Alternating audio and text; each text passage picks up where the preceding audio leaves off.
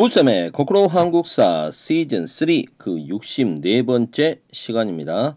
이 시간에는 민족 말살 통치와 일제의 민족 말살 통치와 전시 동원 체제에 신음했던 우리 한민족의 삶, 민중의 삶을 좀 살펴보도록 하고요. 그리고 이때 일본에게 붙어서 민족을 배신한 친일 반민족 행위자들은 어떤 사람들이 있는지 살펴보도록 하겠습니다.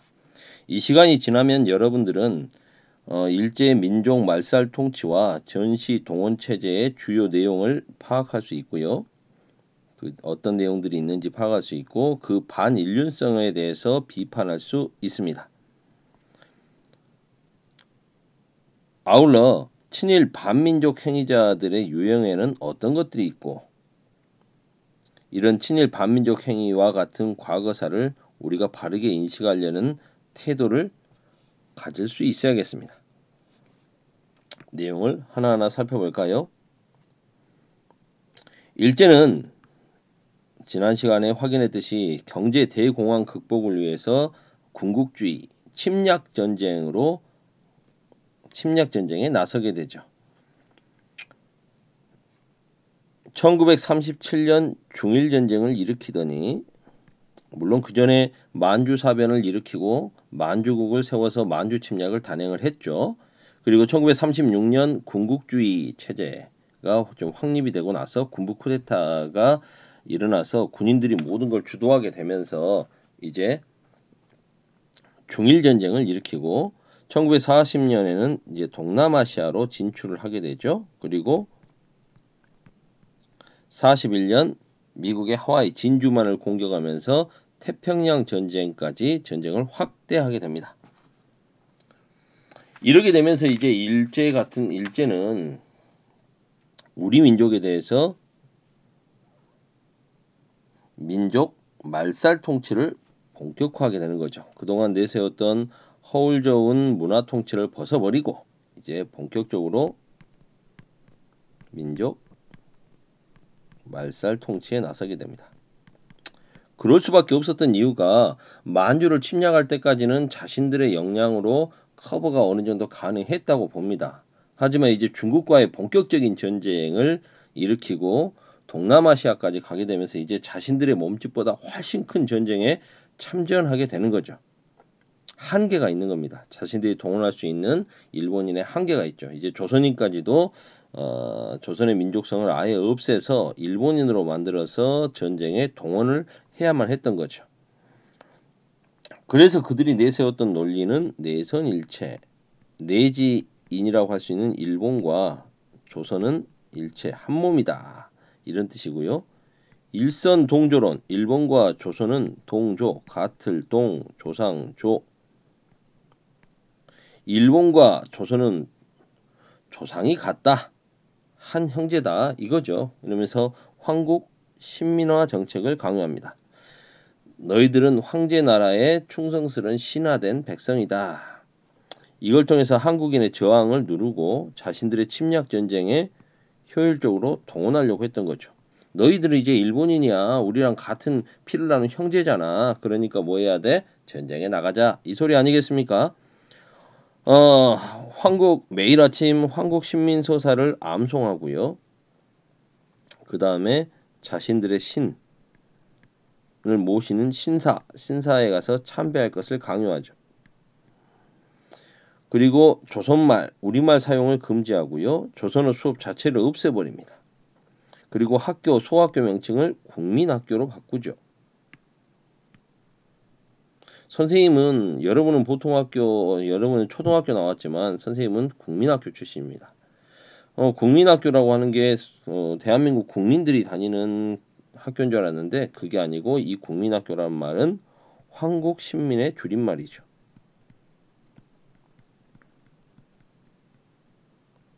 황국신민학교라는 뜻입니다. 그리고 창씨 개명을 통해서 일본식 성명을 강요하죠.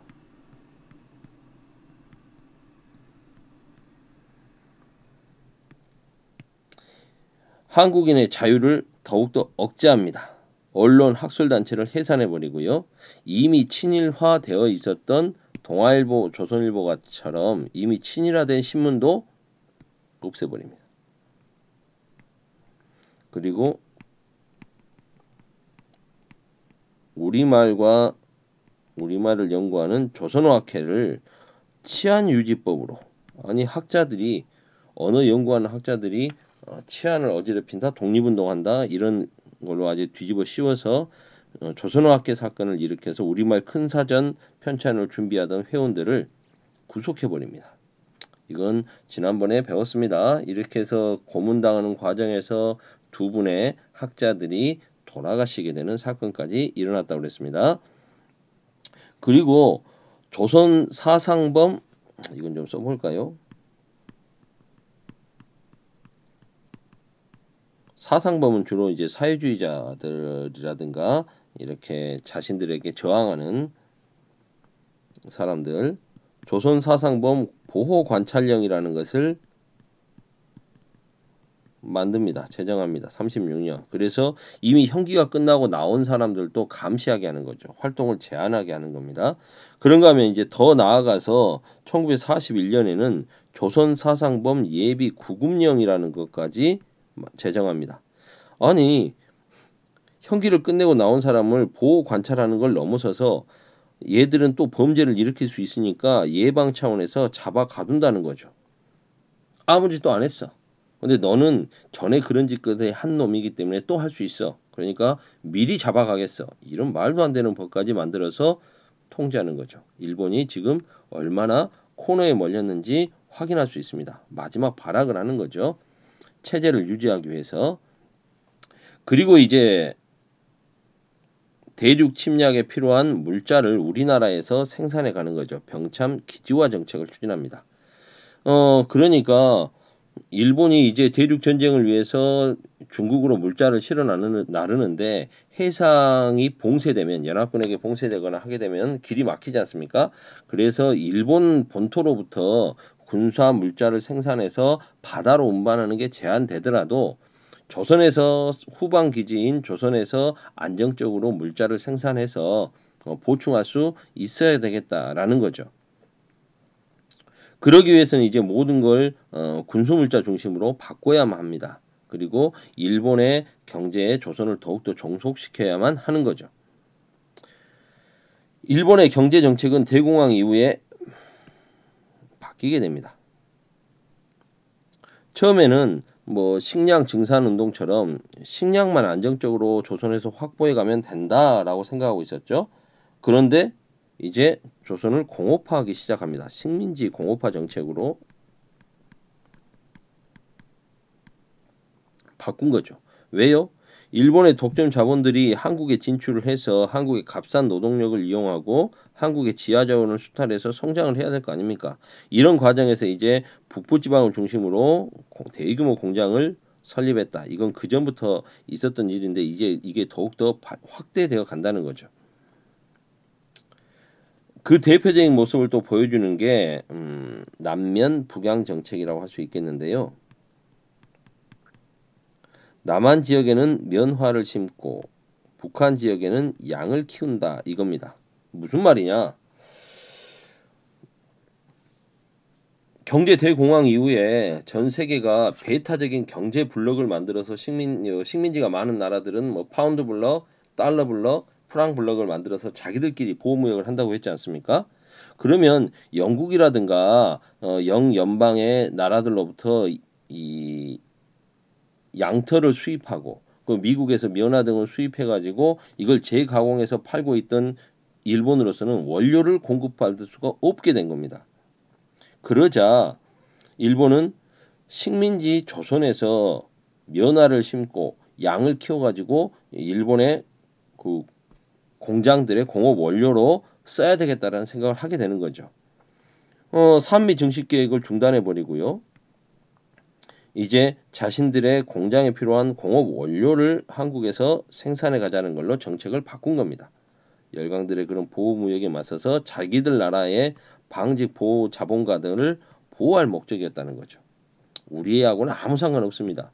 우리 민중의 삶, 조선 민중, 한국인들의 삶하고는 아무 상관없이 일본에 쌀이 필요하다면 한국에서 쌀 더 생산 늘려서 가져가고 일본에서 공업 원료가 필요하다 그러면 다시 그 논밭 다 갈아엎어버리고 거기다가 면화 심고 양 키워서 원료를 가져가겠다는 거죠. 그럼 조선인들은요. 산미 증식기획 할 때 쌀 빼앗기고 만주에서 콩, 조, 보리 뭐 이런 거 수입에다가 먹었던 조선인들은요.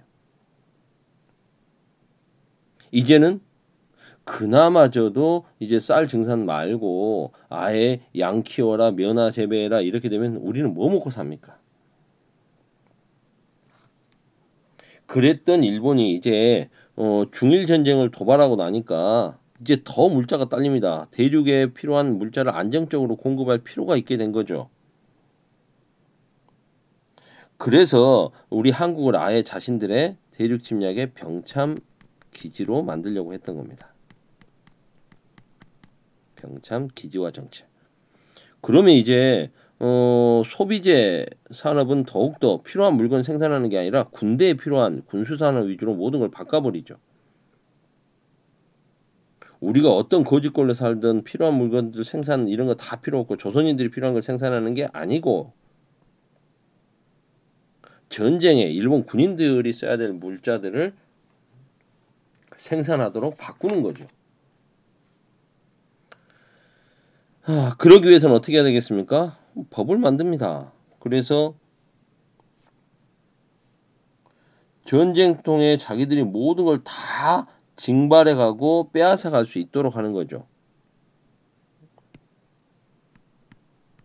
국가 총동원. 자신들 몸집보다 훨씬 큰 전쟁을 하려다 보니까 뭐 총동원을 할 수밖에 없는 거죠. 조선의 인력과 물자를 수탈해 갑니다. 사람을 빼앗아 가고요. 사람을 끌고 가고 노동력을 착취하고 물자를 빼앗아 갑니다. 처음에는 지원해 주세요. 잘 지원 안 하네. 학생들 지원해 주세요. 지원을 잘 안 하네. 좋다. 그러면 다 끌고 가겠다. 징병제를 실시하는 거죠.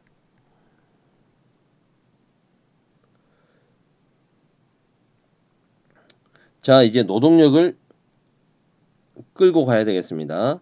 강제로 노동력을 징발해서 써먹어야 되겠죠. 국민 징용령을 내려서 이제 군대에 끌고 갈 만한 나이보다는 좀 지난 사람들, 이런 사람들은 아예 노동자로 끌고 가는 거죠. 여자 정신 근로령. 여기 정신이라고 하는 건 우리 머릿속의 정신 이런 게 아니고요.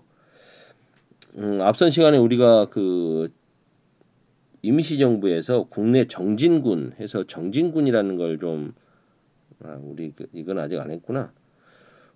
임시정부에서 한국 광복군이 국내 정진군을 미국의 OSS와 함께 출동 준비했지 않습니까? 그 정자하고 똑같은 정자거든요.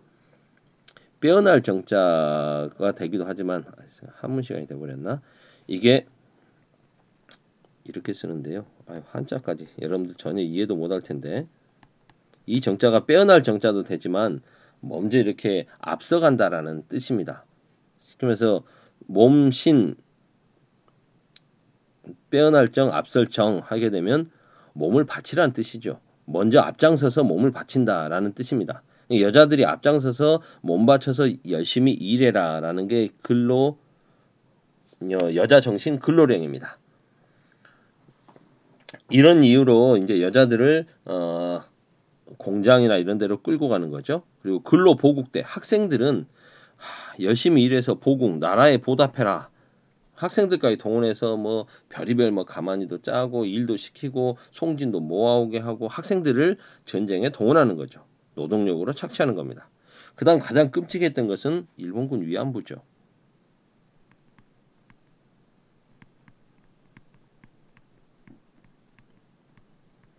성노예로까지 동원을 한 거 아닙니까? 강제로 끌고 가서. 그 다음에 쇠붙이가 될 만한 것은 전쟁 물자들 다 공출해 갑니다. 쌀도 공출해 가고요. 그럼 우리는 어떻게 합니까? 배급해 줄게. 양곡 배급제를 실시하는 거죠. 그러더니 이제 어떻게 합니까? 국민들이 앞장서서 총 동원해서 나서야 된다. 이거 캠페인까지 펼치죠.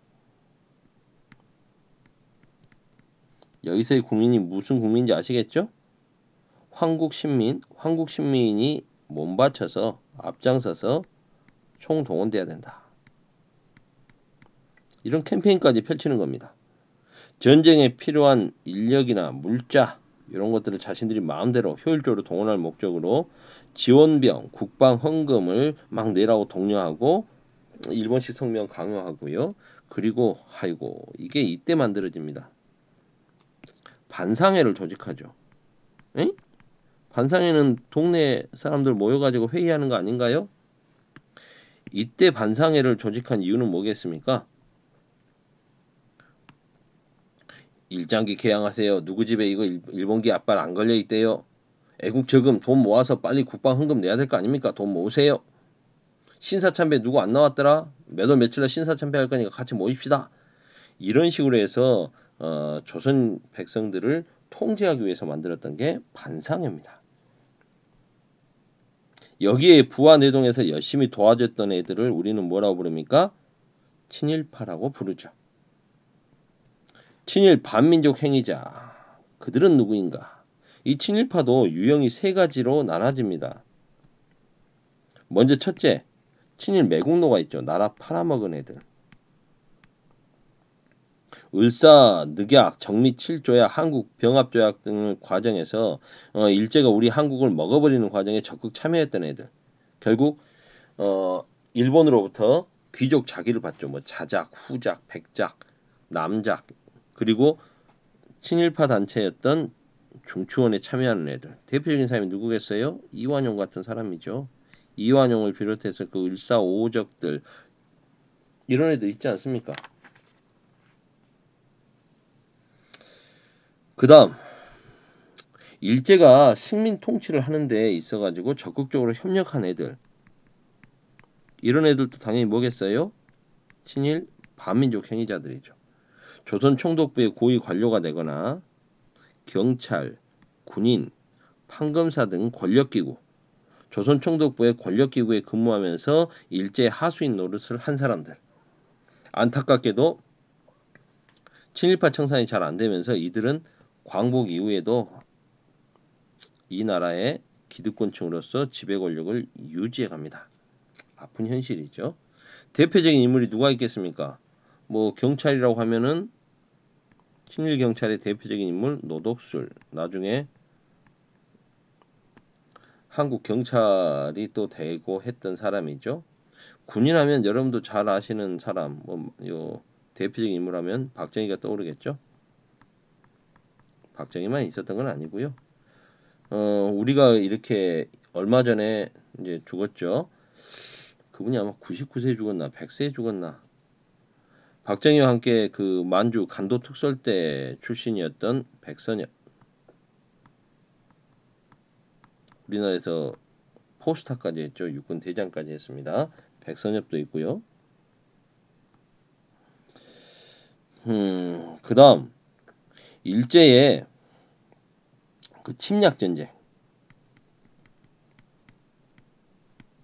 이 침략 전쟁에 적극 협력한 사람들이 있습니다. 친일 단체를 만들어서 가담하거나 중일전쟁 이후에 전시 동원 체제에 적극적으로 협력했던 자본가, 지주, 종교인, 언론인, 문인, 예술가 등등이죠. 자본가로 딱 떠오르는 사람은 누굽니까? 화신백화점 사장이었던 박흥식. 지주였던 사람, 뭐 지주이자 자본가죠. 김성수, 김현수 형제. 삼양사. 그 다음에 종교인으로서는 여성 종교인 뭐 많이 종교인들은 지금 그 시기에 굉장히 많습니다만 대표적인 게 이제 그 이화여대 그 동상 우리 교과서에도 있죠. 김환란. 어이가 없죠. 이분 같은 경우에 이분이라고 하고 싶지 않네요. 이 양반 이 여자 같은 경우에는 그 신간에 좌우가 함께 만들었던 일제시대 최대 항일 단체였던 신간회의 자매 단체였던 그 근우회 초대 회장까지 했던 사람 아닙니까? 이런 여성 지도자가 배신을 하게 되면 더 무서운 겁니다. 언론인 이건 뭐 조선일보 그 집안이죠. 그 다음에 뭐 동아일보 김성수도 어차피 동아일보 사장이었으니까. 그 다음 문인 예술가 뭐 여기는 뭐 우리가 너무 잘 아는 서정주 시인 같은 분도 있고요. 그 다음에 노천명 뭐 여류 시인이죠. 그 다음에 김은호 이건 잘 모를 수도 있겠네. 김기창 화백 김은호 화백 그리고 그의 제자 김기창 이런 사람들은 다 그림으로 일제에 협력했던 사람들이죠. 등등등등 수많은 문인 예술가 등이 일제에 적극 협력을 했습니다. 시간이 벌써 20분이네요. 이건 여러분들이 그 수업 시간에 좀 더 조사해서 정리하는 시간을 갖도록 하겠습니다. 여기까지.